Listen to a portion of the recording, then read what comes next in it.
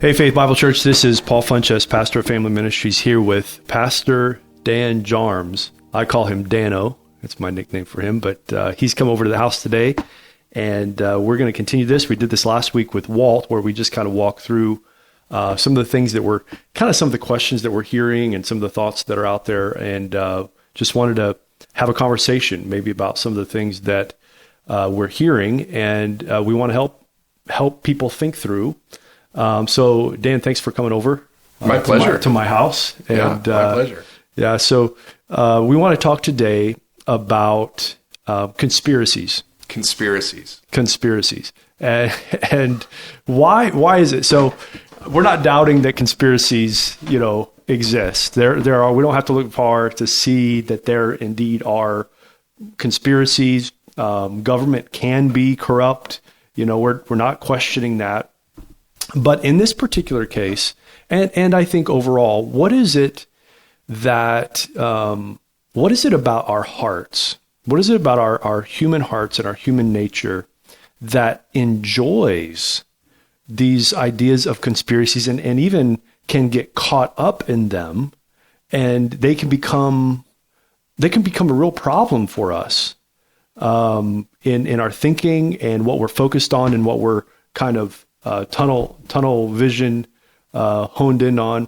I've heard a lot in the past month or so about who's responsible for this and what's going on, and I think these kind of things can be dangerous for us, and I'd like to talk about that. So let's start out with just that simple question: Why are conspiracy theories so alluring for us as humans? Why are they so interesting? Yeah, why are they so interesting? Yeah, I think there's a number of reasons why conspiracy theories are interesting.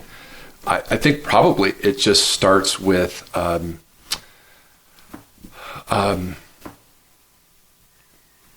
there's an element of excitement about exposing the bad guy. Yeah, there's an element that's kind of a thrill. It's a chase. And then there's an element where that starts to shade darker, where it's just the search for tasty gossip. So a conspiracy theory, in sense, it could be true. The person might actually nail it, but it could also well be that tasty morsel, that gossip that goes down, I think of one that is the most popular on the internet. Bill Gates is the originator of the coronavirus because he has some stake in curing it. So he's inventing it to cure it. He's inventing it so he could spend millions to cure it. He's spending so he can be famous. Doesn't everybody like the downfall of the mighty? Yeah. So. Right. That would be alluring. Now, somebody might be right. We might find out the whole saga, and that may be true. But that's just an illustration of oh, wow, Bill Gates, he's really famous, and he's from our state, and he's spent millions in this, and so that would be interesting. And that interest could shade to just plain old love of gossip. And don't we love that, finding the dirt on somebody. Yeah. So to me, that's just the very surface level. So deeper than that. What is it about our heart that wants to focus on these types of things? And it becomes, it's so easy. You get on Facebook, you get on any kind of news source, and it's how often have we found ourselves in this where we follow that headline, and it just leads us down a road where all of a sudden, we spent a great amount of time tracing this storyline, and it doesn't help us, right? But why do we do that? I can think of a handful of things. Illustration maybe of when the fire alarm goes off and your ears hurt. You basically have one instinct: make it stop. I want that to stop because that hurts. Well, we're in the middle of a generational event, generational historical event, and it hurts at so many levels. and we want to make it stop. So the first thing we ask is like, who's to blame? So we're going to be really susceptible to any theory to find out the blame. So what if it's the live animal markets in China that was the bridge? A conversation I had the other day is like, well, those should be shut down, shouldn't they? And I'm like, well, sure, but I have zero say in shutting down the live animal markets. I'll get right on that. Yeah. I'll just make a phone call to somebody. But it was literally it hurts. Yeah. Can't we make it stop? Yeah. And don't you think we should make it stop? Of course I think we should make it stop, but I mean, am I really there? So I think that's one of them. Other ones, like it's just conspiracy theories can feed our pride because we have the inside knowledge, inside track. Who doesn't like to have the inside scoop on any interesting thing? Yeah. So there's an element where it can feed our pride. Sometimes we want some level of control. Like I want to be in the know. Yeah. I want to be in control, so it can feed that too. Sometimes we're just trying to find meaning. Like this doesn't make any sense, and so I just want to make sense of my world. Some of them are kind of innocent, but I think what is the danger is when the dial moves up from interest to fascination to angst and anger to blame. Yeah. That's when that sort of stuff it starts to run. I used to have a person I know I would say, why are you interested in this? Well, I want to know how to pray. And I'd be like, really? That sounds really sanctimonious. I'll trust you. I'll believe the best. You want to know how to pray. But none of this person's life in this person's town, in this little isolated place, had anything to do with those things. So perhaps they were a notable prayer warrior. But sometimes it's all those things feed together. You said it this last week in your sermon, and I wanted to press you on this a little bit because you said, wherever the COVID-19 virus came from, that question is if you get that question wrong, okay, that's fine. It's not that, it's not the ultimate question. No crime. Really. Right. That's not the ultimate question. If it came from a lab in Wuhan, if it came, from the Chinese government on purpose, whatever. If Bill Gates designed it so he could fix it, okay. That's not the ultimate question. But if you get Jesus wrong, if you get the question about the gospel wrong, that is of eternal significance. And here's where I would press and just ask ask for your response. I think that's absolutely right. And I think this is good for people to hear us kind of converse through the sermon. I think that's absolutely right that, the question of where the COVID-19 came from isn't the ultimate question. Jesus is the ultimate. The place I would press is, isn't it true that at some point our fascination with those questions can keep us from the ultimate question or answering the ultimate question right? Does that make sense? Oh yeah. And part of it is we get emotionally or intellectually involved, and all of a sudden we're not relying on Jesus, meditating on Jesus. We're not searching his word. Indications that it's taken over, that's become the new Lord of our life is the first thing we have to find out is more news about our thing. Mm-hmm. The first place we go is to that feed or that article, the thing that captures our interest. Yeah. The thing we want to talk about with our friend is that, and you almost find it awkward or odd to read a Bible passage or have a conversation about the Lord with a friend. You probably know I'm not in a good place if that's where I'm going. Yeah. So I think there's a real direct corrective in thinking through the implications of God's goodness, sovereignty, and the gospel. When we asked, have my emotions ramped up? Have I amped up on this? My wife's really good at reading my emotions when they've amped up.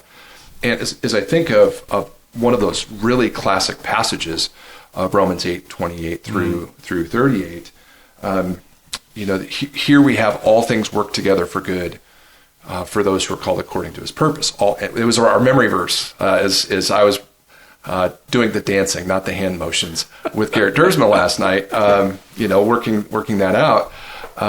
And you stop and you say, well, the most important thing for us to know is Jesus is Lord. Does that have an impact on my heart's response to these situations? Well, the answer is, if Jesus is Lord, Bill Gates can't push him off the throne by inventing Amen. A virus. Amen. A live animal market can't push him off the throne. Nothing could push him off the throne. So whatever is still happening, whether it's an evil governor who is anti-God, or whatever it is, none of those can really push Jesus off the throne. So I can step back and say, even if that's true, Jesus stands supreme over that, orchestrating something wildly better than I could have imagined. Yeah. And so then he who gave how does it play out in 34 and 35? Yeah. He who did not spare, verse 32, he who did not spare his own son, but gave him up for us all, how will he not also with him graciously give us all things? So is Jesus stymied from giving us anything good we need? Yeah, right. No, not right. One. And so not being able to gather together is not something that the governor is ultimately responsible for. Jesus has an ultimate orchestration of something good out of that, and he orchestrates, that Luther's famous statement is that even the devil's God's devil. Yeah. Even the devil is on a chain. Yeah. And he's just like a dog. He can only go so far. And God is still working that out. So there's still actually, for the Christian, there should always be I don't like it. I don't even agree with it as far as the governor's reason or whatever, but I know that God's ultimately in control. And so he said, yeah, but I gotta provide for my family. Like, right. I just lost my job. Right. I've got to provide for my family. And right. that governor's keeping me from working. Can the governor stop God from providing for you?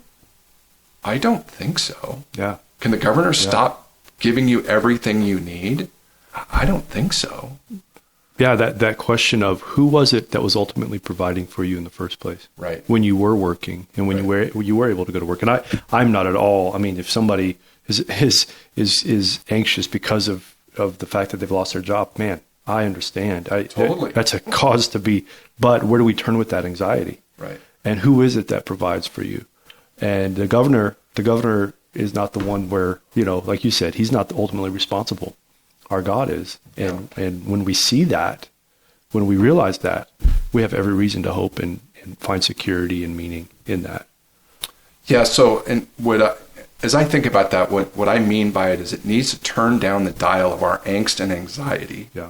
But it doesn't turn down the dial of our responsibility in life. It doesn't turn down our involvement in thinking through, is this the best course of action? Is this the way I would do it? Do we need something different in Eastern Washington than in Western Washington? Well, those are all valid and important thoughts, and we're able to think them through, and it probably takes a multiplicity of counselors and experts, not just one person. Yeah. So it doesn't dial back my responsibility, but it sure will affect my angst and anxiety. Yeah, that's good. And that comes from he who did not spare his own son, will he not graciously give us all things, even in the context of a pandemic, a difficulty, or persecution. Yeah. So the gospel really does help us on a day-by-day basis. That's good. Yeah. Now, this is a road. I don't know that we want to go all the way down this road or have time to. But this idea that, how do I ask this? In light of what we just said, God is the one who's ultimately in control. The reason we're not gathering as a church right now is not because of anything the governor has done. The reason we're not gathering is because in the sovereign plan of God, God has willed it to be so, and we are, we are responding according to biblical commands, to submit to our governing authorities. Is it at this point in time, has the governing authority somehow made it where we're sinning in not gathering? Do you understand? I think that's a really, really important question. And let's say that might come from that Hebrews 10:23. Do not forsake the gathering together. Right. Don't forsake, Hebrews 10:23 through 25. Yeah. I think we ought to just make sure we remember what that passage actually says. Yeah. And the not neglecting or forsaking is a hard and fast turn your back on the gathering. Yes. I mean, that's how strong that word is. That's not what we're doing. Right. We're not turning our back on it. Yeah. It would be sort of like saying the governor, let's say a persecuting Mao imprisoned a Christian, and the Christian could no longer gather with the saints. Is the Christian who's in prison in solitary confinement sinning because he's not gathering? Well, no, because he's not forsaken it. Now, was Mao sinning by doing that? Well, sure, he'll be held accountable and stand before God. But he's not. Nobody's making us sin, and that's a forsaking issue. Do not forsake. Yeah. But there's another side to this. We all have to ask, and our governor does too. Given the information that he knows and the best experts that he has, he would have a moral responsibility for the life and the lives of the people in his state. That would be his role, a God-given role, and he would have to make evaluations on whether he is keeping his people safe. Now, will I disagree or you disagree about his evaluations? Perhaps we might, but that's his role as a governor. Is to do what he can to preserve life. That's a preeminent role for all Christians, to preserve life. Now I know as soon as I say that, somebody will be like, yeah, but he's still allowing abortions to go forward. He's inconsistent, absolutely, grossly, and we'll stand before God in judgment for that. But on an issue like this, any governor is going to have to say, I have a role to keep my people safe. Is this the best course of action? Of course, what are the people? We may not agree with why he's doing that or what he's doing, but he does have that. So I'm looking at his intent and saying, I don't think he's causing us to sin. Well, Dan, thanks for taking a few minutes and talking with me. I hope this is helpful and an encouragement to others. And I love you. Love you too. Yeah, I appreciate it. And Faith Bible Church, we love you. And hopefully we'll see you soon. We do love you.